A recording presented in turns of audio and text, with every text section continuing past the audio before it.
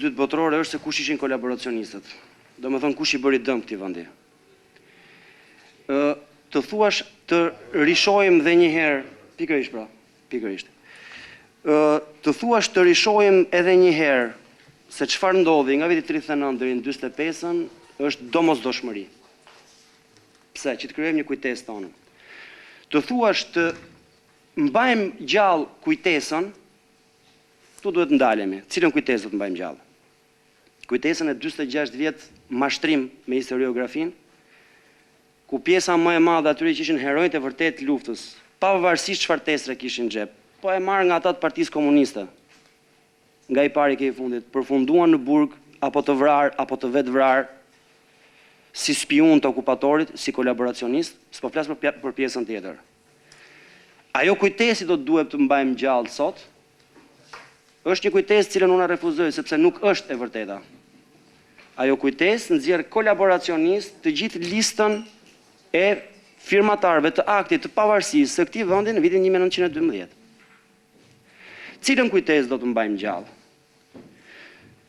Do të mbajmë gjallë kujtesën duke ribotuar dhe njerë yjet pashuar që po t'i numërosh sa dëshmor janë aty, është shumë larg numrit 28.000. Përse aq pak? Pse jo të 28.000, emër mbë emër? Këtë kujtesë do të mbajmë gjallë? Ndoshta s'kanë qenë aq, ndoshta kanë qenë më shumë. E kemi pa qartësi. Këtë kujtesë unë s'mund ta mbaj gjallë, këtë dilemë s'mund ta mbaj gjallë. Të mbajmë gjallë cilën kujtesë? Atë që u çliruam me forcat tona, i vetmi vend që u çliruam me forcat tona, me forcat e veta, e ke të shkruar e zeza mbi të bardhë në relacion. Në një kohë kur mund të sjell dëshmitar një nga pjesëmarrësit e luftës së dytë botërore, shokun Enver Hoxha, i cili thot, Mehmet Shehu, komandanti i brigadës parë sulmuese, ul me generalin gjerman, bëri një marrëveshje, mbasi besoi që ata janë kalimtar, për atë punë nuk konsiderua dhe spioni gjerman, shoku Mehmet. E vetë vram, për këtë punë e vetë vram. Këtë kujtesë do të mbajmë gjallë në? Që nga viti 43 deri në vitin 44 kur iku Gjermania, me 28 me 29 ka pasur një marrëveshje të nënshkruar zyrtarisht nga forcat partizane me dhe. Do të thotë që s'kishte arsye të vinte as amerikani as anglezi këtu. E kjo është gjë shumë interesante, ta shohim pak atë dokumentin, kjo duhet mbledhur. E ta shohim. 20.000 forca shkuan deri në Vishegrad, e keni hequr atë, bravo. Është ndryshim shumë interesant. Se ka qenë dikur deri në Vishegrad. Thonë deri në Kosovë. Çfarë bën të 20.000 forca që vajten atje? Sa shqiptarë u vranë për tyre? Ka një komision e timor të parlamentit që ka përfunduar.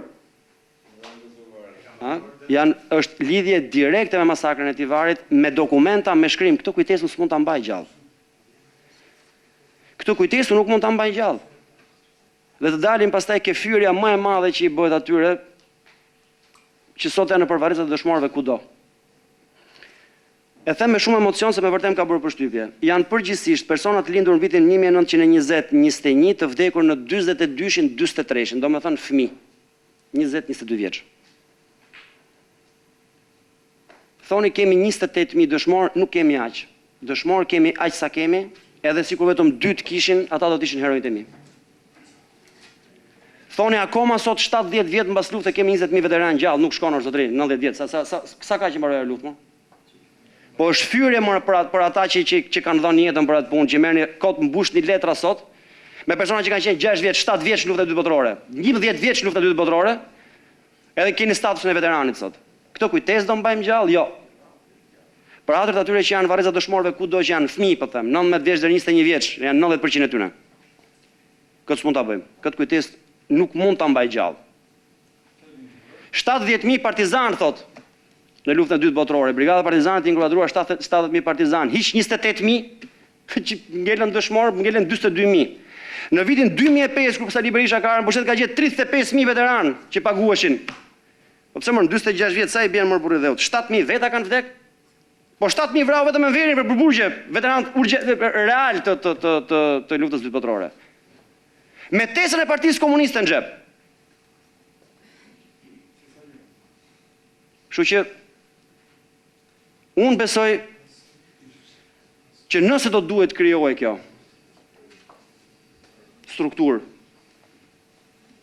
do të kishte vetëm një qëllim, jo të mbante gjallë kujtesën e problemin e kemi tek kujtesa. Dikush na ka shkatruar kujtesën. Duke shkatruar kujtesën, ka vënë kokë poshtë vlerat.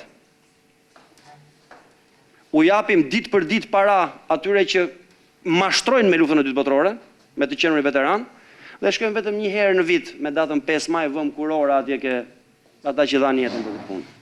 Këtë kujtesë nuk mund ta mbaj gjallë. Kjo është pasojë e perversitetit. E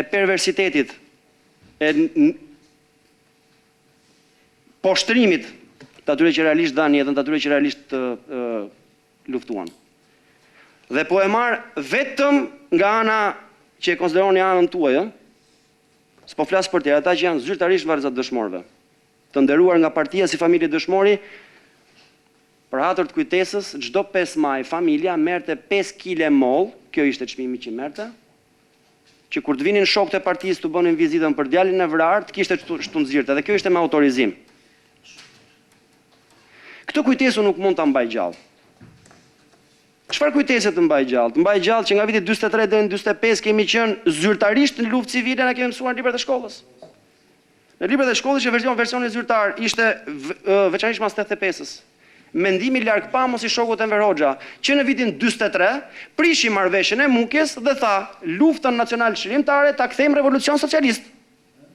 Që do të thotë tu bijem atyre që gjithsesi nuk e duan fashizmin, pse që do marrin tokat, pronat këtë me radhë, bëjmë kooperativat.